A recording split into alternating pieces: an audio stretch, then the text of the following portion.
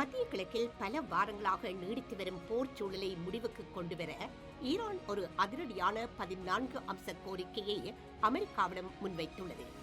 பாகிஸ்தான் தூதரக அதிகாரிகள் வழியாக வாஷிங்டனுக்கு அனுப்பப்பட்டுள்ள இந்த திட்டம் பிராந்திய அரசியலில் பெரும் பரபரப்பை ஏற்படுத்தியுள்ளது. ஈரானின் 14 அம்ச கோரிக்கைகள் ஒரு மேலோட்டம். ஈரான் முன்வைத்துள்ள இந்த 14 அம்ச திட்டம் மிகவும் ஆழமான மற்றும் சமரசமற்ற கோரிக்கைகளை கொண்டுள்ளது. இதில் மிக முக்கியமானவை ராணுவ பாதுகாப்பு உறுதி.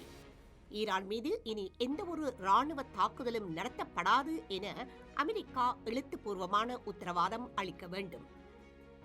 அமெரிக்க படைகள் வெளியேற்றம். ஈரானை சுற்றியுள்ள நாடுகளிலும் கடல் பகுதிகளிலும் நிலை நிறுத்தப்பட்டுள்ள அமெரிக்க படைகளை முழுமையாக திரும்பப் பெற வேண்டும். பொருளாதார தடைகள் நீக்கம். முடக்கப்பட்ட ஈரானிய நிதியை விடுவிப்பதோடு ஈரான் மீதான அனைத்து பொருளாதார தடைகளையும் முழுமையாக அகற்ற வேண்டும். போர் இழப்பீடு. தற்போதைய போரினால் ஈரானுக்கு ஏற்பட்ட சொத்து மற்றும் உயிர் இழப்புகளுக்கு அமெரிக்கா இழப்பீடு வழங்க வேண்டும். பிராந்திய போர் நிறுத்தம். இந்த ஒப்பந்தம் ஈரான் அமெரிக்கா தொடர்பானது மட்டுமல்லாமல் லெபனான் உள்ளிட்ட ஒட்டுமொத்த பிராந்தியத்திலும் அமைதியை நிலைநாட்ட வேண்டும். ஹோர்முஸ் நீரிணை கட்டுப்பாடு. உலக எரிசக்தி போக்குவரத்தின் முக்கிய மையமான ஹோர்முஸ் நீரிணையில் ஈரானின் செல்வாக்கை உறுதிப்படுத்தும் புதிய நிர்வாக முறையை ஈரான் கோருகின்றது. 30 நாள் கெடுவும் ஈரானின் பிடிவாதமும். அமெரிக்கா முன்மொழிந்த 2 மாத கால தற்காலிக போர் நிறுத்த ஒப்பந்தத்தை ஈரான் திட்டவட்டமாக நிராகரித்துள்ளது. மாறாக தான் முன்வைத்துள்ள 14 கோரிக்கைகளையும் வெறும் 30 நாட்களுக்குள் தீர்க்க வேண்டும் என ஈரான் காலக்கெடு விதித்துள்ளது. பகுதி நேர ஒப்பந்தங்களுக்கு இடம் தராமல் அனைத்து பிரச்சினைகளுக்கும் ஒரே நேரத்தில் தீர்வு காண வேண்டும் என்பதில் ஈரான் உறுதியாக உள்ளது. அமெரிக்க அதிபர் டொனால்ட் ட்ரம்பின் நிலைப்பாடு. ஈரானின் இந்த அதிரடி திட்டம் குறித்து செய்தியாளர்களிடம் பேசிய அதிபர் ட்ரம்ப் பின்வரும் கருத்துக்களை பகிர்ந்துள்ளார். ஈரானின் நிலை. ஈரான் தற்போது பொருளாதார ரீதியாகவும் ராணுவ ரீதியாகவும் மிக மோசமான நிலையில் இருப்பதாகவும் அதனால் தான் அவர்கள் ஒப்பந்தத்திற்கு ஆர்வம் காட்டுவதாகவும் அவர் கருதுகின்றார். ஏவுகணை அழிப்பு. ஈரானின் ஏவுகணை தயாரிப்பு திறனில் சுமார் 85% ஏற்கனவே அமெரிக்க தாக்குதல்களால் அழிக்கப்பட்டு விட்டதாக அவர் தெரிவித்துள்ளார். மீதமுள்ள 15% திறனையும் முடக்குவதே தனது இலக்கு என அவர் குறிப்பிட்டுள்ளார். மீண்டும் தாக்குதல். ஈரான் ஏதேனும் தவறான நடவடிக்கைகளில் ஈடுபட்டால் மீண்டும் ராணுவ தாக்குதல்களை தொடங்குவதில் தமக்கு தயக்கமில்லை என்றும் எச்சரித்துள்ளார். அமெரிக்காவின் அவசர ஆயுத விற்பனை. ஒருபுறம் பேச்சுவார்த்தைகள் பற்றி பேசினாலும் மறுபுறம் அமெரிக்கா தனது நட்பு நாடுகளை ராணுவ ரீதியாக பலப்படுத்தி வருகின்றது. அவசர கால அதிகாரத்தை பயன்படுத்தி சுமார் $8.6 பில்லியன் மதிப்பிலான ஆயுதங்களை மத்திய கிழக்கு நாடுகளுக்கு விற்க அமெரிக்கா முடிவெடுத்துள்ளது. கட்டார் $4 பில்லியன் மதிப்பில் அதிநவீன பெட்ரியாட் ஏவுகணை எதிர்ப்பு அமைப்புகள். குவைத் $2.5 பில்லியன் மதிப்பில் ஒருங்கிணைந்த போர் கட்டளை மற்றும் கட்டுப்பாட்டு அமைப்புகள். இஸ்ரேல் மற்றும் ஐக்கிய அரபு அமீரகம் ஆளில்லா விமானங்கள் மற்றும் சிறிய இலக்குகளை துல்லியமாக தாக்கும் ஏவுகணைகள்.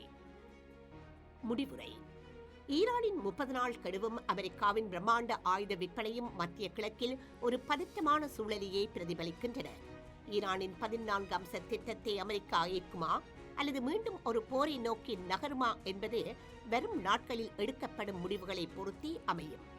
உலக நாடுகளின் கவனம் தற்போது வாஷிங்டன் மற்றும் தெஹ்ரான் மீது குவிந்துள்ளது. ஈரான் மற்றும் அமெரிக்கா இடையிலான தற்போதைய போர் சூழல் வெறும் எல்லை பிரச்சினை அல்ல. இது பல தசாப்தங்களாக நிலவி வரும் அதிகார போட்டியின் உச்சக்கட்டமாகும். இது குறித்த சில கூடுதல் புதிய தகவல்கள் இங்கே. நிழல் யுத்தத்தின் முடிவு. கடந்த 40 ஆண்டுகளாக ஈரானும் அமெரிக்காவும் நேரடியாக போரிட்டதில்லை. ஈரான் தனது ஆதரவு அமைப்புகள் மூலம் நிழல் யுத்தம் நடத்தி வந்தது. ஆனால் தற்போதைய தாக்குதல்கள் இந்த விதியை உடைத்துள்ளன.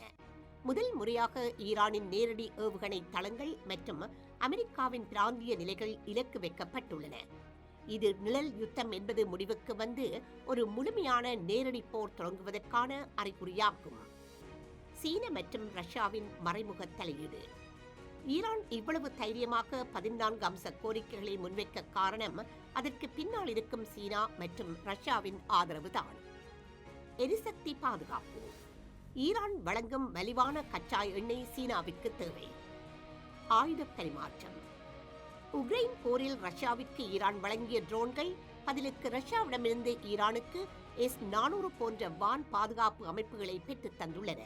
இது அமெரிக்காவின் வான்வழி தாக்குதல்களை எதிர்கொள்ள ஈரானுக்கு துணிச்சலை தருகின்றது. நானோ தொழில்நுட்பம் மற்றும் ட்ரோன் அரசியல். ஈரானின் ராணுவம் மற்ற நாடுகளை விட ஒரு விஷயத்தில் முன்னிலையில் உள்ளது. அது குறைந்த விலை ட்ரோன்கள். அமெரிக்காவின் ஒரு பேட்ரியாட் ஏவுகணை பல மில்லியன் டாலர்கள் மதிப்புடையது. ஆனால் ஈரான் அனுப்பும் சில $1000 மதிப்புள்ள தற்கொலை ட்ரோன்கள் அந்த விலை உயர்ந்த ஏவுகணைகளை வீணடிக்கின்றன. இது அமெரிக்காவிற்கு பெரும் பொருளாதார சுமையை ஏற்படுத்துகின்றது. அணுசக்தி என்ற இறுதி ஆயுதம். ஈரான் முன்வைத்துள்ள 14 கோரிக்கைகளில் மறைமுகமாக ஒளிந்திருக்கும் ஒரு விஷயம் அதன் அணுசக்தி திட்டம். பொருளாதார தடைகள் நீக்கப்பட்டால் ஈரான் தனது அணுசக்தி செறிவூட்டலை நிறுத்த தயாரென சொல்கிறது. ஆனால் பேச்சுவார்த்தை தோல்வியடைந்தால் ஈரான் அணுசக்தி நாடு என்று தன்னை அறிவித்துக் கொள்ளும் சாத்தியக்கூறு அதிகம் உள்ளது. இது நடந்தால் அது இஸ்ரேல் போன்ற நாடுகளுக்கு பெரும் அச்சுறுத்தலாக மாறும். உள்நாட்டு அரசியல் அழுத்தம். அமெரிக்காவில் டொனால்ட் ட்ரம்ப் நிர்வாகம் மீண்டும் அமெரிக்காவை பெரிய நாடாக்குவோம் என்ற கொள்கையின் கீழ் தேவையற்ற போர்களில் ஈடுபட விரும்பாவிட்டாலும் ஈரானை முழுமையாக அடக்க வேண்டும் என்ற அழுத்தத்தில் உள்ளது. அதேபோல் ஈரானில் நிலவும் பொருளாதார நெருக்கடியால் அந்நாட்டு அரசு தனது மக்களுக்கு ஒரு வெற்றியை அல்லது பொருளாதார விடுதலையை காட்ட வேண்டிய கட்டாயத்தில் உள்ளது. சுருக்கமாக, இந்த மோதல் என்பது வெறும் இரு நாடுகளுக்கு இடையிலானது மட்டுமல்ல, இது புதிய உலக ஒழுங்கை தீர்மானிக்கும் ஒரு யுத்தமாகும். அமெரிக்காவின் ஒருமுனை ஆதிக்கம் நீடிக்குமா அல்லது சீனா, ரஷ்யா, ஈரான் கூட்டணி ஒரு புதிய மாற்றத்தை உருவாக்குமா என்பதை இந்த 30 நாட்கள் தீர்மானிக்கும். ஈரான் மற்றும் அமெரிக்கா இடையிலான தற்போதைய மோதல் என்பது ஒரு பிராந்திய எல்லை போர் என்பதை தாண்டி 21ஆம் நூற்றாண்டின் உலகளாவிய அதிகார போட்டியை தீர்மானிக்கும் ஒரு முக்கிய புள்ளியாக மாறியுள்ளது.